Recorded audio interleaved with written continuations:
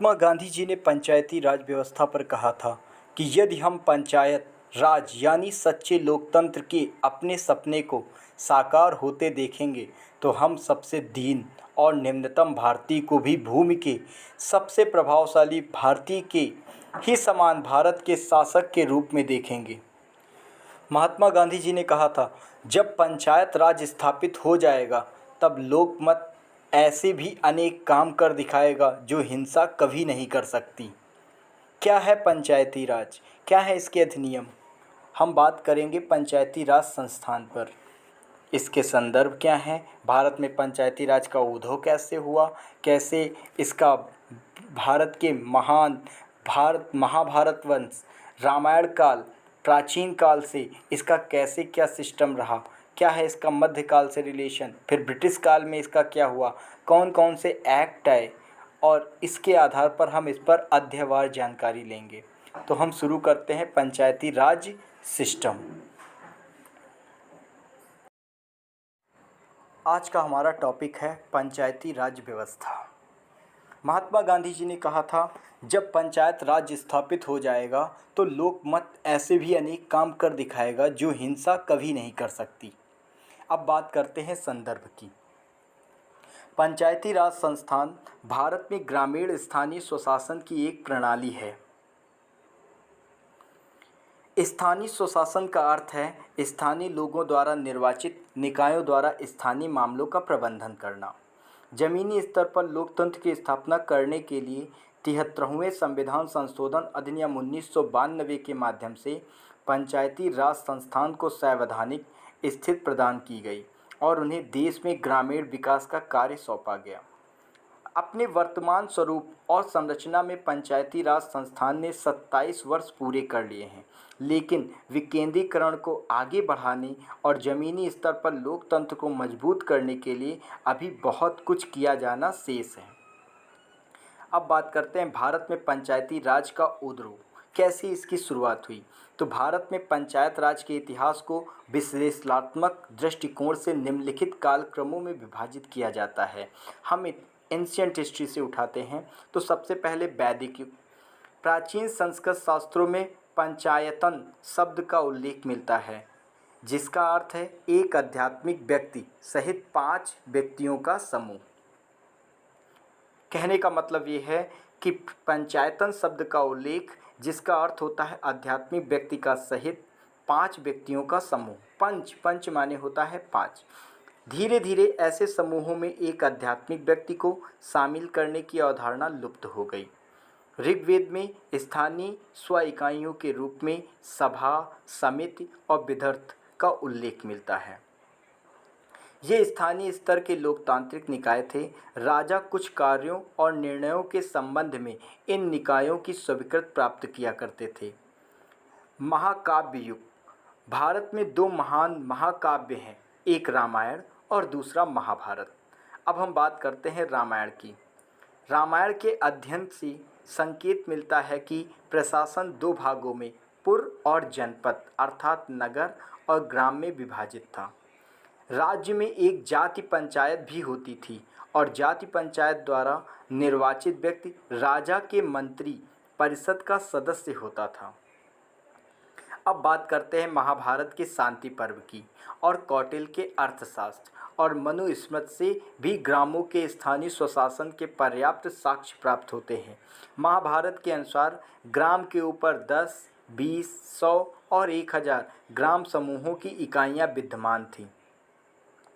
ग्रामिक ग्राम का मुख्य अधिकारी होता था, यद्यपि दशप 10 ग्रामों का एक मुख्य होता था। बिशप अधिपति सतग्राम अध्यक्ष और सतग्राम पति क्रमशः 20, 100 और 1000 ग्रामों के प्रमुख होते थे। वे स्थानीय स्तर पर एकत्र करते थे और अपने ग्रामों की रक्षा के लिए उत्तरदायी थे। अब बात करते हैं प्राचीन काल। कौटिल्य के अर्थशास्त्र में ग्राम पंचायतों का उल्लेख मिलता है। नगर को पुर कहा जाता था और इसका प्रमुख नागरिक होता था।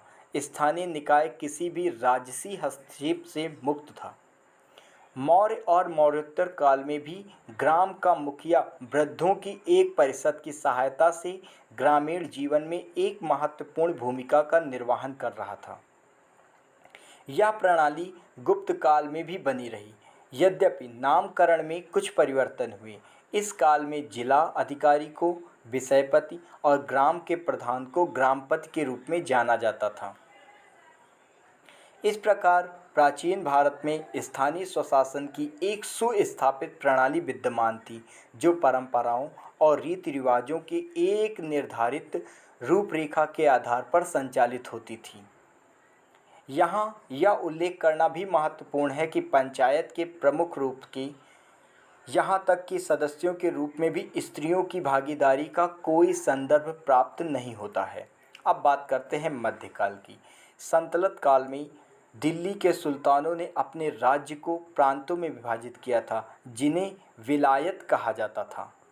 ग्राम के शासन के लिए 3 महत्वपूर्ण अधिकारी होते थे। प्रशासन के लिए मुकद्दम, राजस्व संग्रह के लिए पटवारी और पंचों की सहायता से विवादों के समाधान के लिए चौधरी होते थे। ग्रामों को स्वशासन के संदर्भ में अपने अधिकार क्षेत्र के भीतर पर्याप्त शक्तियां प्राप्त थी। मध्यकाल में मुगल शासक के तहत जातिवाद और शासन की सामंतवादी प्रणाली ने धीरे धीरे ग्रामीण स्वशासन को नष्ट कर दिया। पुनः यह उल्लेखनीय है कि मध्यकाल में भी स्थानीय ग्राम प्रशासन में स्त्रियों की भागीदारी का कोई उल्लेख प्राप्त नहीं होता है। अब बात करते हैं ब्रिटिश काल की। ब्रिटिश काल के अंतर्गत ग्राम पंचायतों की स्वतंत्रता समाप्त हो गई और वे कमज़ोर हो गए। वर्ष 1870 में भारत में प्रतिनिधि स्थानीय संस्थाओं का उद्भव हुआ। वर्ष 1870 के प्रसिद्ध मेयो प्रस्ताव ने स्थानीय संस्थाओं की शक्तियों और उत्तरदायित्वों में वृद्धि कर उनके विकास को गति दी। वर्ष 1870 में ही शहरी नगर पालिकाओं में निर्वाचित प्रतिनिधियों की अवधारणा को प्रस्तुत किया गया। वर्ष 1857 के विद्रोह ने शाही वित्त पर भारी दबाव बना दिया था और स्थानीय सेवा को स्थानीय कराधान से वित्त पोषित करना आवश्यक माना गया। इस प्रकार यह राजकोषीय मजबूरी थी कि विकेंद्रीकरण पर लॉर्ड मेयो के प्रस्ताव को स्वीकार कर लिया जाए। अब बात करते हैं मेयो की। मेयो द्वारा उठाए गए कदमों का अनुसरण करते हुए लॉर्ड रिपन ने वर्ष 1882 में इन स्थानीय संस्थाओं को उनका अत्यंत आवश्यक लोकतांत्रिक ढांचा प्रदान किया। अर्थात कहने का मतलब ये है कि लॉर्ड रिपन ने लोकतांत्रिक ढांचा बनाया था स्थानीय संस्थाओं के लिए। सभी बोर्डों उस समय जो अस्तित्व में थे में निर्वाचित गैर अधिकारियों के 2/3 बहुमत को अनिवार्य कर दिया गया और इन निकायों के अध्यक्ष को भी निर्वाचित गैर अधिकारियों में से ही चुना जाना था। इसे भारत में स्थानीय स्वशासन का मैग्ना कार्टा कहा जाता है। वर्ष 1907 में स्थानीय स्वशासन संस्थाओं को CEH होब हाउस की अध्यक्षता में केंद्रीकरण पर रॉयल कमीशन के गठन से अत्यंत बल मिला। इस कमीशन या आयोग ने ग्राम स्तर पर पंचायतों के महत्व को चिन्हित किया।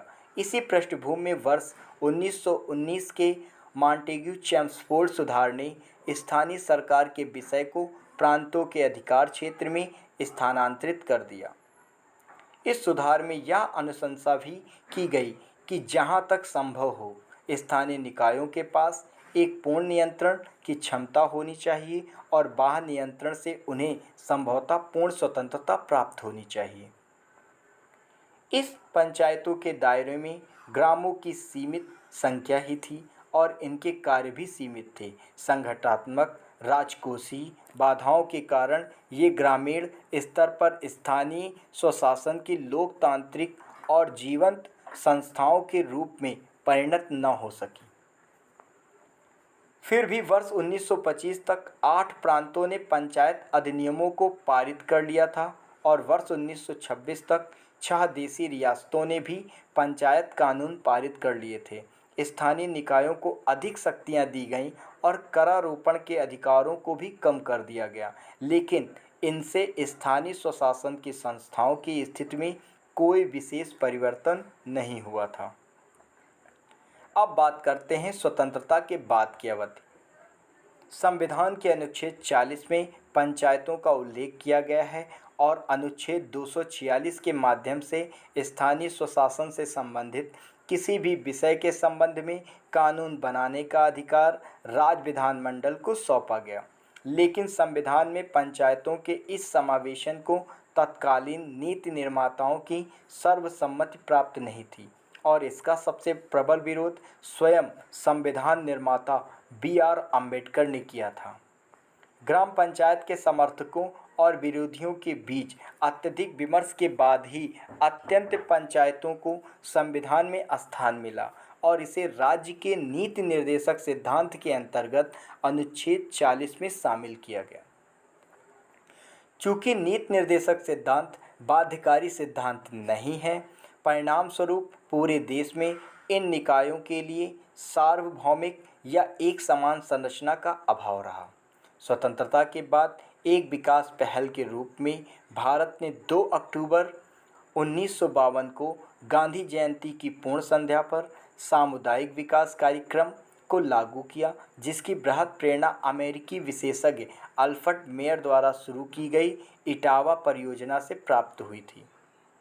इसमें ग्रामीण विकास की लगभग सभी गतिविधियों को शामिल किया गया, जिन्हें लोगों की भागीदारी के साथ ग्राम पंचायतों की सहायता से लागू किया जाना था। वर्ष 1953 में सामुदायिक विकास कार्यक्रम के सहयोग के लिए राष्ट्रीय विस्तार सेवा की भी शुरुआत की गई, लेकिन यह कार्यक्रम भी कोई महत्वपूर्ण भूमिका न निभा सका। CDP की विफलता के कई कारण थे, जैसे नौकरशाही की बाधाएं व अत्यधिक राजनीति, लोगों की भागीदारी में कमी, प्रशिक्षित एवं योग्य कर्मचारियों की कमी और विशेष रूप से CDP को लागू करने में ग्राम पंचायतों सहित स्थानीय निकायों की रुचि का अभाव। वर्ष 1957 में राष्ट्रीय विकास परिषद ने सामुदायिक विकास कार्यक्रम के कार्यक्रम पर विचार करते हुए बलवंत राय मेहता की अध्यक्षता में एक समिति का गठन किया। समिति ने पाया कि CDP की विफलता का प्रमुख कारण लोगों की भागीदारी में कमी थी। समिति ने 3 स्तरीय पंचायती राज संस्थाओं का सुझाव दिया। पहला सुझाव ग्राम स्तर पर ग्राम पंचायत, दूसरा प्रखंड ब्लॉक स्तर पर पंचायत समिति और तीसरा जिला स्तर पर जिला परिषद का निर्माण हो। लोकतांत्रिक विकेंद्रीकरण की यह योजना सर्वप्रथम 2 अक्टूबर 1959 को राजस्थान में शुरू की गई। आंध्र प्रदेश में यह योजना 1 नवंबर 1959 को शुरू की गई। इस संबंध में आवश्यक विधान भी पारित कर लिए गए। असम, गुजरात, कर्नाटक, मध्य प्रदेश, महाराष्ट्र, उड़ीसा एवं पंजाब में भी इसे लागू किया गया। वर्ष 1977 में अशोक मेहता समिति की नियुक्ति ने पंचायत राज्य की अवधारणाओं और रीतियों में नए दृष्टिकोण का सूत्रपात किया। समिति ने द्विस्तरीय पंचायत राज्य संरचना की अनुशंसा की, जिसमें जिला परिषद और मंडल पंचायत शामिल थे। योजना विशेषज्ञता के उपयोग और प्रशासनिक सहायता की सुनिश्चितता के लिए राज्य स्तर से नीचे जिले को विकेंद्रीकरण के प्रथम बिंदु के रूप में रखने की अनुशंसा की गई थी। समिति की अनुशंसा के आधार पर कर्नाटक जैसे कुछ राज्यों ने इस व्यवस्था को प्रभावी रूप से लागू किया था। कालांतर में पंचायतों के पुनरुद्धार और इन्हें नई ऊर्जा प्रदान करने के उद्देश्य से भारत सरकार ने विभिन्न समितियों की नियुक्ति की, जैसे हनुमंत राय समिति 1983 में, GVK राव समिति 1985 में, LM सिंघवी समिति 1986 में, केंद्र राज्य संबंधों पर सहकारिता आयोग 1988 में, PK थिंगुन समिति 1979 में, हरलाल सिंह खर्रा समिति 1990 में। GVK समिति क्या है? GVK समिति 1995 ने जिले को योजना की बुनियादी इकाई बनाने और नियमित चुनाव आयोजित कराने की सिफारिश की, जबकि LM सिंघवी ने पंचायतों को सशक्त करने के लिए उन्हें संवैधानिक दर्जा प्रदान करने तथा अधिक वित्तीय संसाधन सौंपने की सिफारिश की। संशोधन का चरण 64वें संशोधन विधेयक के साथ शुरू हुआ, जिसे राजीव गांधी सरकार द्वारा पंचायत राज संस्थाओं को सशक्त बनाने के उद्देश्य से प्रस्ताव किया गया था, लेकिन यह विधेयक राज्यसभा में पारित नहीं हो सका। संविधान 74वां संशोधन विधेयक पंचायत राज संस्थाओं और नगर पालिकाओं के लिए एक संयुक्त विधेयक वर्ष 1990 में प्रस्तुत किया गया था, लेकिन इसे कभी सदन में चर्चा के लिए नहीं लाया गया। प्रधानमंत्री वीपी नरसिम्हा राव के कार्यकाल के दौरान सितंबर 1991 में 72वें संविधान संशोधन विधेयक के रूप में एक व्यापक संशोधन प्रस्तुत किया गया। 73वें और 74वें संविधान संशोधन को दिसंबर 1992 में संसद द्वारा पारित किया गया और इन संशोधनों के माध्यम से ग्रामीण और शहरी भारत में स्थानीय स्वशासन की नींव डाली गई। 24 अप्रैल 1993 को संविधान 73वां संशोधन अधिनियम और 1992 और 1 जून 1993 को संविधान का 74वां संशोधन अधिनियम 1992 के रूप में कानून में परिवर्तित हुआ। अब बात करते हैं 73वें व 74वें संशोधन की मुख्य विशेषताएं। इन संशोधनों में संविधान में 2 नए भागों को शामिल किया गया। भाग 9 पंचायत, जिसे 73वें संविधान संशोधन द्वारा जोड़ा गया, और भाग 9A नगर पालिकाएं, जिसे 74वें संविधान संशोधन के द्वारा जोड़ा गया। लोकतांत्रिक प्रणाली की बुनियादी इकाइयों के रूप में ग्राम सभाओं, ग्राम और वार्ड समितियों नगर पालिका को रखा गया, जिसमें मतदाता के रूप में पंजीकृत सभी वयस्क सदस्य शामिल होते हैं। उन राज्यों को छोड़कर जिनकी जनसंख्या 20 लाख से कम है, ग्राम, मध्यवर्ती प्रखंड, तालुक या मंडल और जिला स्तरों पर पंचायतों की त्रिस्तरीय प्रणाली लागू की गई। अनुच्छेद 243 सभी स्तरों पर सीटों को प्रत्यक्ष निर्वाचन द्वारा भरा जाना सुनिश्चित किया गया। अनुच्छेद 243(2) अनुसूचित जातियों और अनुसूचित जनजातियों के लिए सीटों का आरक्षण किया गया तथा सभी स्तरों पर पंचायतों के अध्यक्ष के पद भी जनसंख्या में अनुसूचित जाति अनुसूचित जनजाति के अनुपात के आधार पर आरक्षित किए गए। उपलब्ध सीटों की कुल संख्या में 1/3 सीटें महिलाओं के लिए आरक्षित की गईं। SC/ST के लिए आरक्षित स्थानों में 1/3 सीटें इन वर्गों की महिलाओं के लिए भी आरक्षित किया गया। सभी स्तरों पर अध्यक्षों के 1/3 पद भी महिलाओं के लिए आरक्षित किए गए। अनुच्छेद 243D प्रतिनिधियों के एक समान 5 वर्षीय कार्यकाल निर्धारित किया गया और कार्यकाल की समाप्ति से पहले नए निकायों के गठन के लिए निर्वाचन प्रक्रिया पूरी की गई। निकायों के विघटन की स्थिति में 6 माह के अंदर निर्वाचन कराना अनिवार्य किया गया। अनुच्छेद 243E मतदाता सूची के अधीक्षण, निर्देशन और नियंत्रण के लिए प्रत्येक राज्य में स्वतंत्र चुनाव आयोग बना। अनुच्छेद 243 के आर्थिक विकास और सामाजिक न्याय के लिए योजनाएं तैयार करने और इन योजनाओं को लागू करने के लिए 11वीं अनुसूची में सूचीबद्ध विषयों के संबंध में बात की गई को क्रियान्वित करने के लिए पंचायतों को शक्ति प्राधिकार प्रदान करने के लिए राज्य विधानमंडल विधि बना सकेगा। अनुच्छेद 243G पंचायतों और नगर पालिकाओं द्वारा तैयार की गई योजनाओं को समेकित करने के लिए 74वें संशोधन में एक जिला योजना समिति का प्रावधान किया गया। अनुच्छेद 243ZD राज्य सरकारों में बजटीय आवंटन, कुछ करों के राजस्व की साझेदारी, करों का संग्रहण और इससे प्राप्त राजस्व का अवधारण, केंद्र सरकार के कार्यकाल एवं अनुदान, केंद्रीय वित्त आयोग के अनुदान आदि के संबंध में उपबंध किए गए। अनुच्छेद 243H प्रत्येक राज्य में एक वित्त आयोग का गठन करना ताकि उन सिद्धांतों का निर्धारण किया जा सके जिनके आधार पर पंचायतों और नगर पालिकाओं के लिए पर्याप्त वित्तीय संसाधनों की उपलब्धता सुनिश्चित की जाए। अनुच्छेद 243I संविधान की 11वीं अनुसूची पंचायती राज निकायों के दायरे में 29 कार्यों को शामिल करती है। अब बात करते हैं निम्नलिखित क्षेत्रों को सामाजिक, सांस्कृतिक और प्रशासनिक कारणों से अधिनियम के प्रवर्तन में छूट दी गई।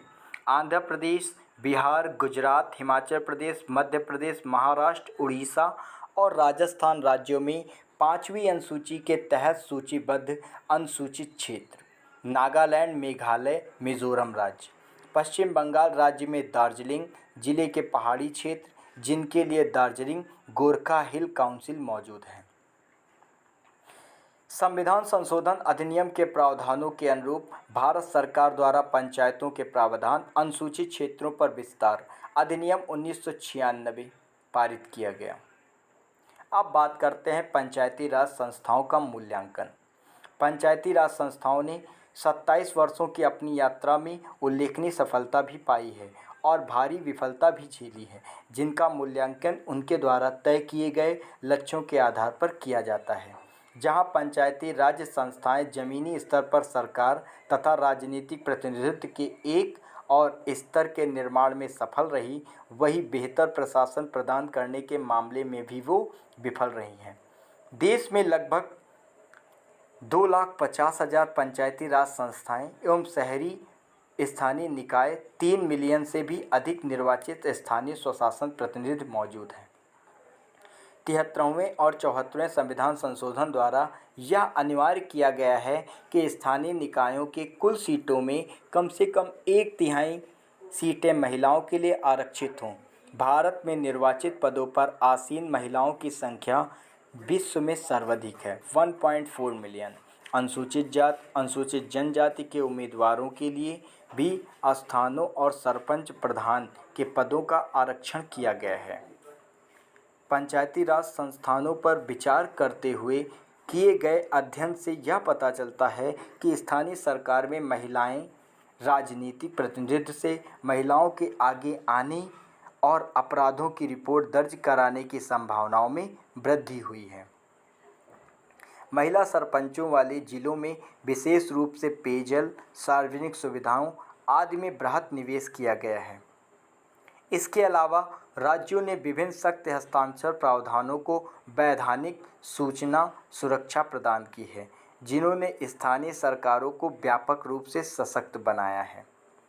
उत्तरोत्तर केंद्रीय वित्त आयोग ने स्थानीय निकायों के लिए धन आवंटन में उल्लेखनीय वृद्धि की है। इसके अलावा प्रदत्त अनुदानों में भी वृद्धि की गई है। 15वां वित्त आयोग स्थानीय सरकारों के लिए आवंटन में और अधिक वृद्धि पर विचार कर रहा है, ताकि उन्हें किए जाने वाले आवंटन को अंतर्राष्ट्रीय मानकों के अनुरूप बनाया जा सके। 24 अप्रैल 2022 को 12वां राष्ट्रीय पंचायती राज दिवस मनाया गया। इस अवसर पर प्रधानमंत्री ने गांवों का सर्वेक्षण और ग्रामीण क्षेत्रों में तत्कालिक प्रौद्योगिकी के साथ मानचित्रण, स्वामित्व योजना के तहत ई संपत्ति कार्ड के वितरण की शुरुआत की। अब बात करते हैं संबंधित मुद्दों की। पर्याप्त धन की कमी पंचायतों के लिए समस्या का एक विषय है। पंचायतों के क्षेत्राधिकार में वृद्धि की आवश्यकता है, ताकि वे स्वयं का धन जुटाने में सक्षम हों। पंचायतों के कार्यकलाप में क्षेत्रीय सांसदों, विधायकों के हस्तक्षेप ने ही उनके कार्य निष्पादन को प्रतिकूल रूप से प्रभावित किया है।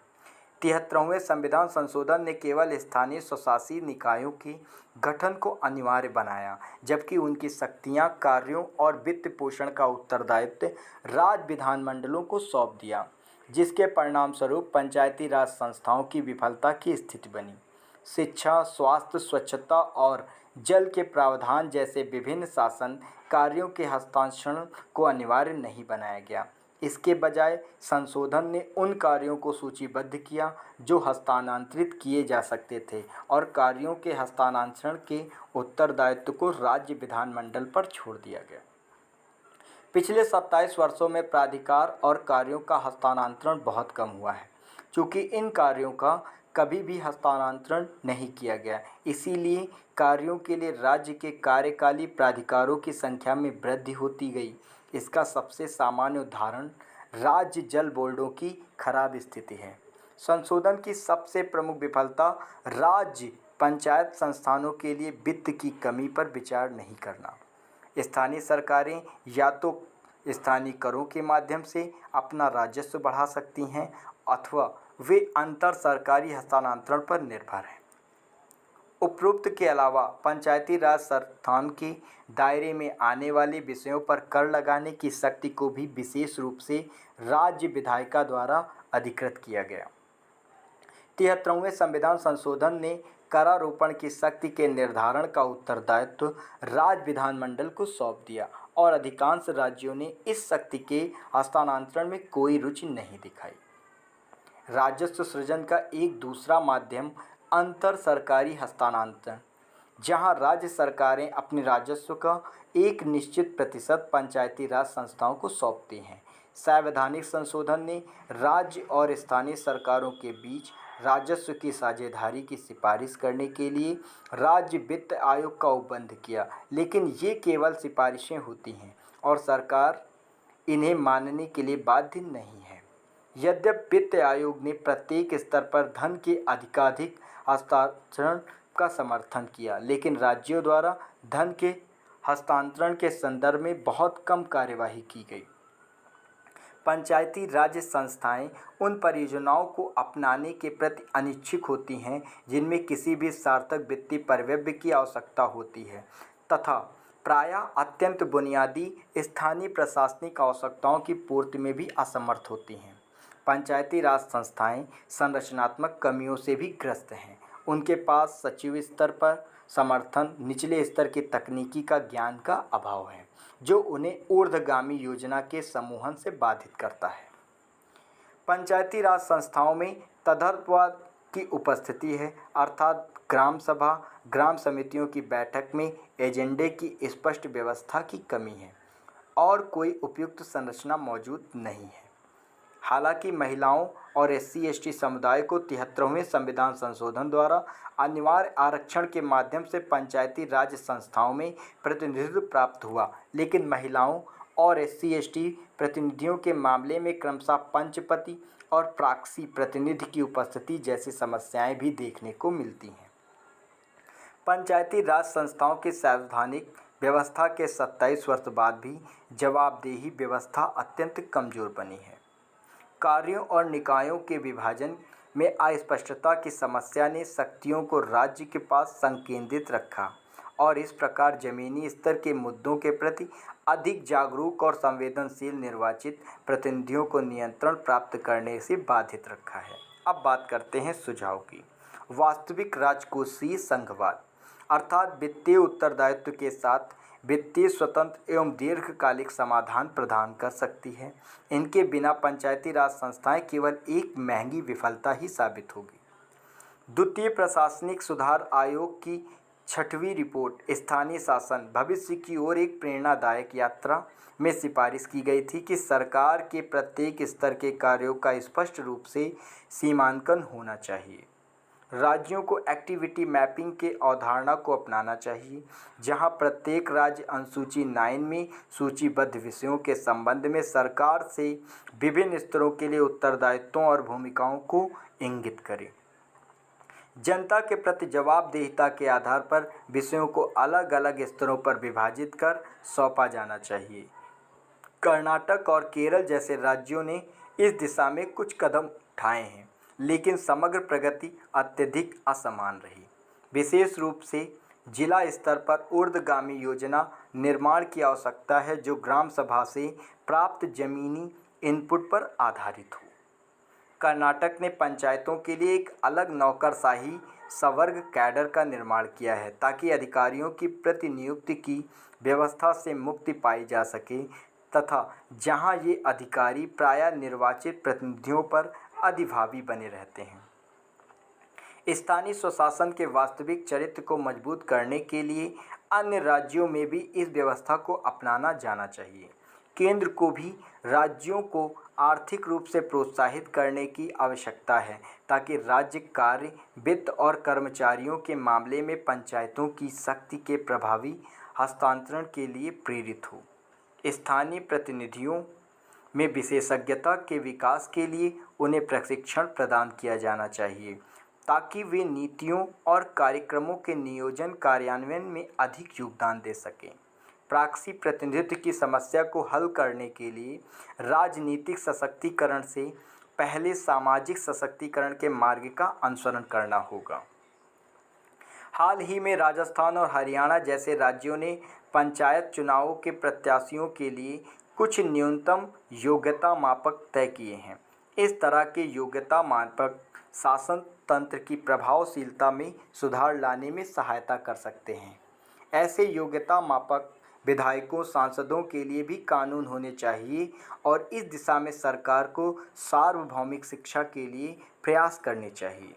यह सुनिश्चित करने के लिए स्पष्ट तंत्र होना चाहिए राज्य संवैधानिक प्रावधानों का पालन करते हैं अथवा नहीं, विशेष रूप से राज्य वित्त आयोग की सिफारिशों की स्वीकृति और उनके कार्यान्वयन के मामले में अनुपालन करें। अब बात करते हैं आगे की राह। सामुदायिक, सरकारी, अन्य विकासात्मक एजेंसियों के माध्यम से प्रभावी संयोजन, संलग्नता द्वारा सामाजिक, आर्थिक और स्वास्थ्य स्थिति में सुधार लाकर ग्रामीण लाभार्थियों के जीवन में एक समग्र परिवर्तन लाना इस समय की तात्कालिक आवश्यकता है। सरकार को लोकतांत्रिक सामाजिक समावेशन, सहकारी संघवाद के हित में उपचारात्मक कार्यवाही करनी चाहिए। स्थानीय विकेंद्रीकरण और समर्थन के लिए जनता की मांग को विकेंद्रीकरण के एजेंडे पर केंद्रित करना चाहिए। विकेंद्रीकरण की मांग को समायोजित करने के लिए एक ढांचे के विकास की आवश्यकता है। कार्य समन्वयन में स्पष्टता का होना महत्वपूर्ण है और स्थानीय सरकारों के पास वित्त के स्पष्ट एवं स्वतंत्र स्रोत होने चाहिए। अगर आपको हमारी ये जानकारी अच्छी लगी हो तो आप हमारे इस चैनल को लाइक करें, सब्सक्राइब करें और शेयर करें ताकि हम इसी प्रकार अन्य टॉपिक आपके सामने लाते रहें जिससे आपके कॉम्पिटिटिव वनडे एग्ज़ाम आसानी से निकलते रहें।